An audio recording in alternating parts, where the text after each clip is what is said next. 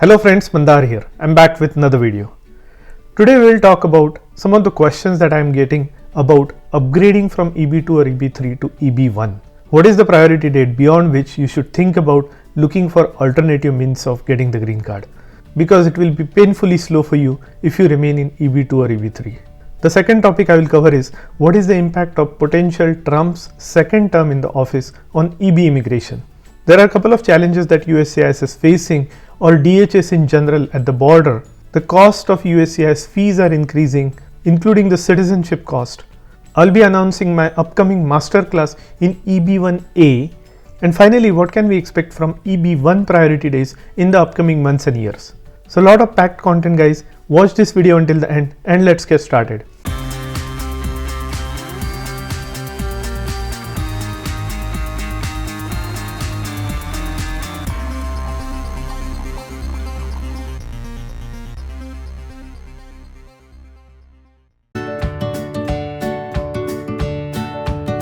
If you are here for the first time, welcome. My name is Mandar and I make immigration and lifestyle related videos for US and Canada.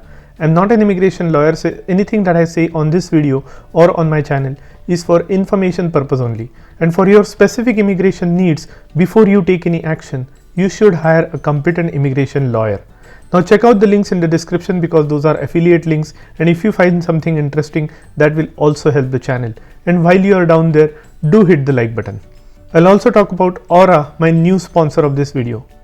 Now let's first talk about the first topic of the day, which is my priority date is such and such. Should I look at alternate ways of applying for the green card to get the green card sooner?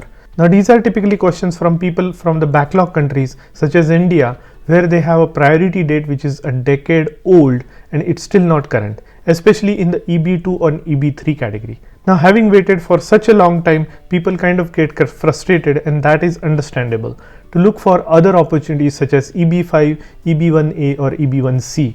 In any way they can get their green card sooner. It is said that if you apply for green card today in EB2 or EB3, it will take well over 100 years for you to get your green card. Now with such a long time or wait time, we don't have infinite lifespan. People start talking about, okay, what are the alternate methods? And I get calls every weekend where I talk to people about EB1A and EB1C and EB5 as well.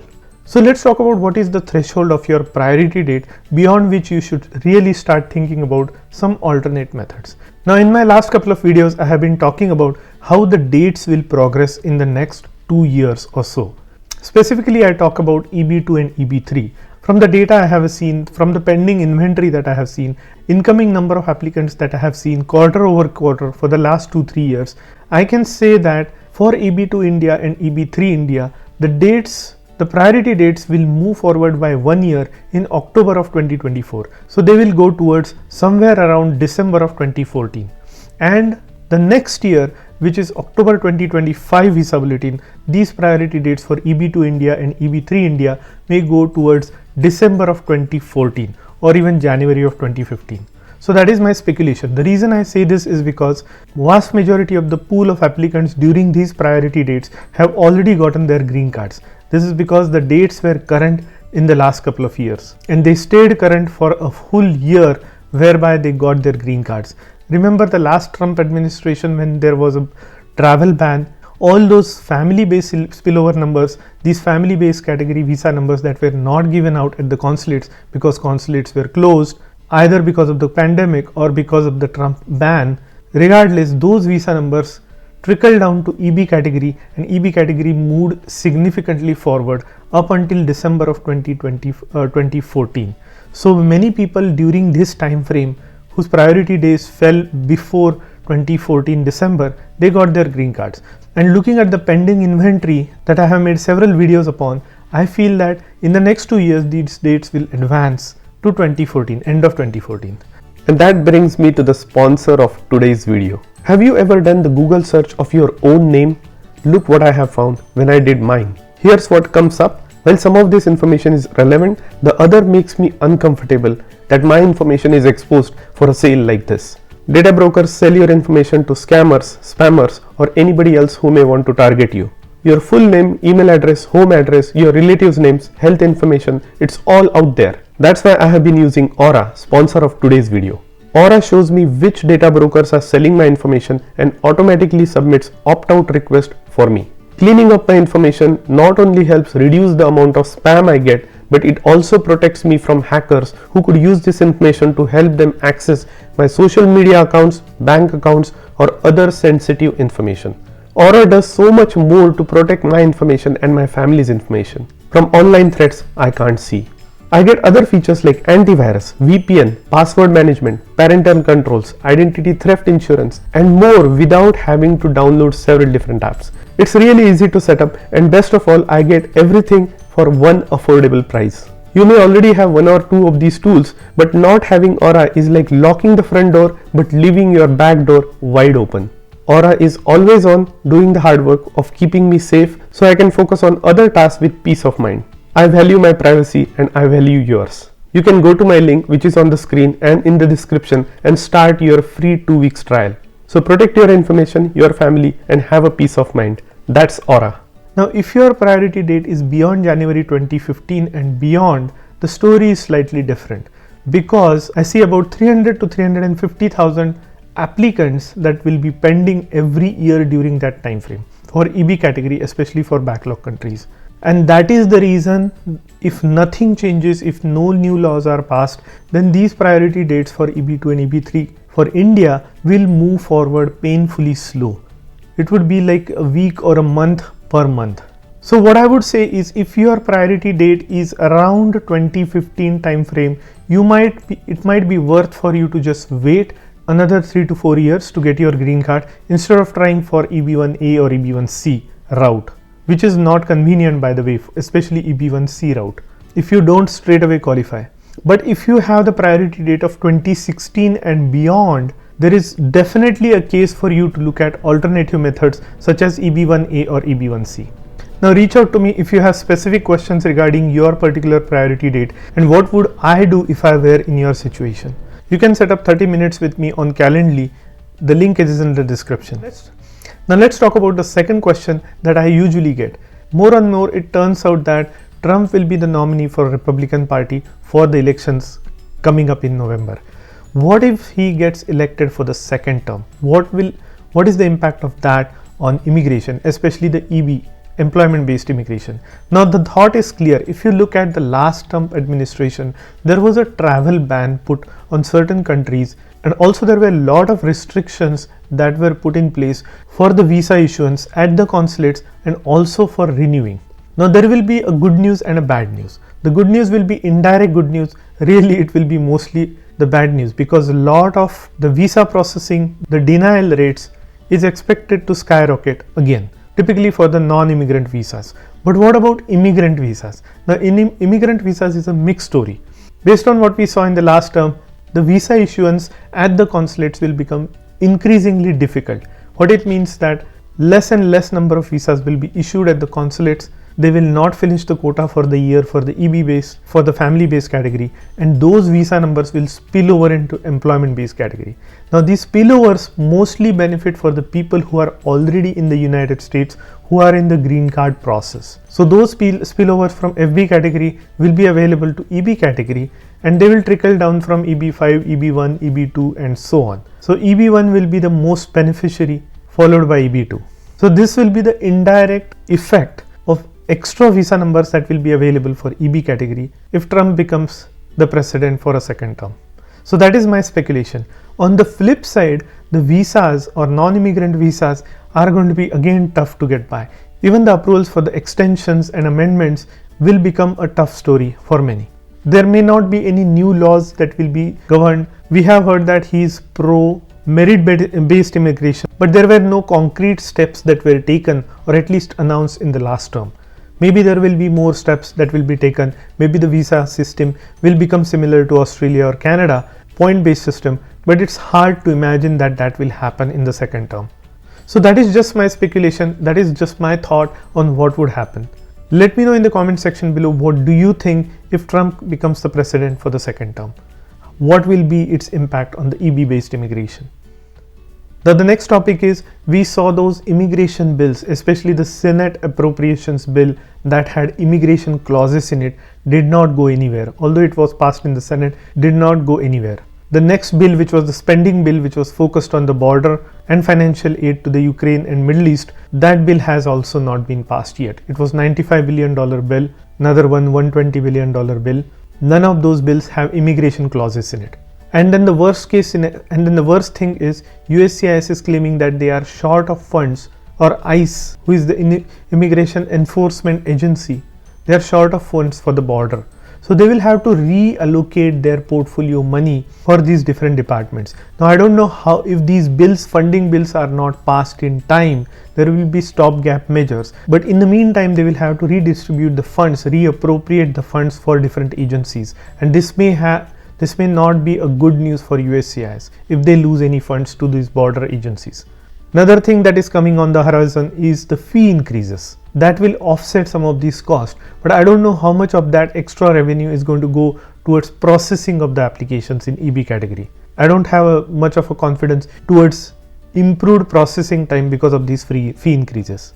So all in all, what I'm trying to say is, this being an election year, don't expect miracles in USCIS in the next couple of months through the visa bulletin or any other way. By the way, I just wanted to check, is there anybody on my channel who has become a US citizen, going through the green card process and still following my channel? I would like to hear from you, especially for people like me who have already gone through the immigration process. Are you willing to stay connected to the immigration world to fight for the cause of new immigrants coming into this country? Because US is the country of immigrants, and the immigrants have contributed to the wealth and the economy of this country. So I'll be a lifelong advocate and a proponent of talent-based immigration. That's the reason I'm making all these videos. That's the reason I'm providing all this information, because when I was going through this system, there was no such information available. I spent thousands of dollars talking to different immigration attorneys and not getting a straight answer. That's why through these videos, I hope many people are benefiting in their situation. It's not always possible for me to comment on specific individual scenarios in the comment section. It's best you reach out to me through Calendly or through Patreon, where I can provide individualized personal opinion and a non-legal advice that you could take from me based on my experience and based on what people have been sharing their experience with me. So hope you appreciate the efforts that are being taken, and that's the reason, if you like, please hit the like button and subscribe to my channel, because that will help a lot. One other thing that I want to tell is, there are record number of individuals or students that are coming to US every year. Many of these individuals don't know the hard immigration process that they will be faced against as soon as they pass out of the college. I sometimes go on the calls where there are students who tell their stories where they finished their OPTs and they couldn't get their H1B, and they are now in a limbo status, having spent so much time and energy and money in doing masters and PhD in this country and not getting a job.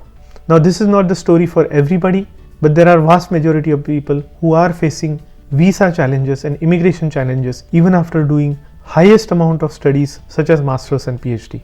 People who are aspiring to come to US from India, they should really think twice. They should really think through not just getting through the masters and PhD process, but what's next. How are they going to apply for their green card? How are they going to stay permanently? How are they going to get their H1B, and so on? So when you talk to your relatives, give them both sides of the story.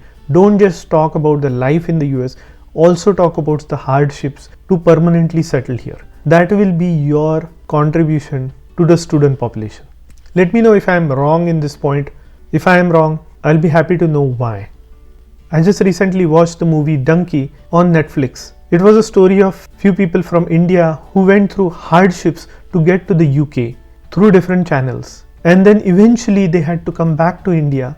But because they had applied for asylum, claiming that they were not safe in India, Indian government did not give them the visa to come back. And they had to follow another donkey process to come back to India, which was kind of interesting. So think about the progress that India is making lately in science, technology, in job market, in becoming the economic superpower.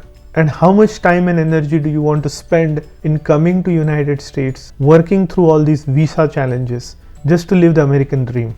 Yes, American dream is still true, but there are also other dreams to consider. A good reminder for people who are selling everything and coming to US to make a good living, to live their American dream, only to face the hardships. Anyways, that was my pep talk of this video. Next topic is kind of an announcement. I'm going to set up a master class in the next month.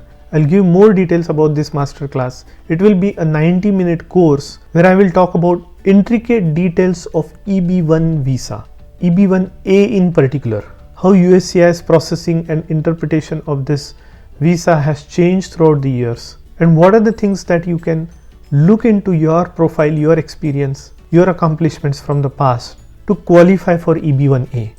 Very important topic, guys, especially in the light of this huge backlog that we have in EB2 and EB3. Stay tuned to my channel. I will drop that information in my next video or even earlier, the date, time and the process to register. Hope you benefit from this masterclass, which will be coming soon.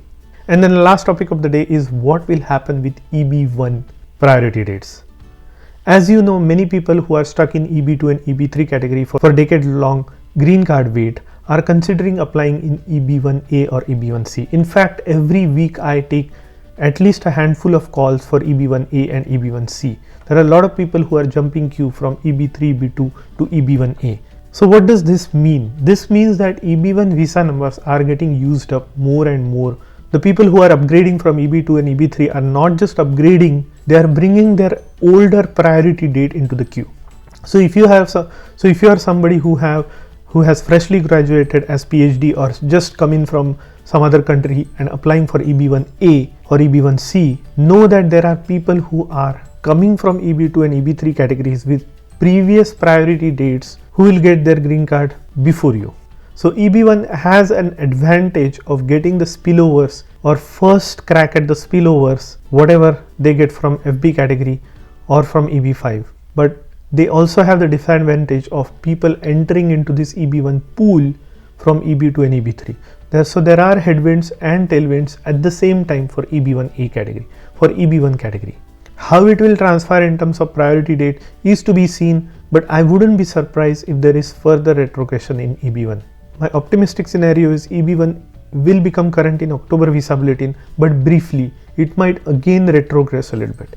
As we move closer to September and October, I'll make detailed video on speculation on EB1 priority day progression. So that's all I wanted to say in this video. If you like the content of this video, do hit the like button and consider subscribing to my channel, and I'll see you in the next one.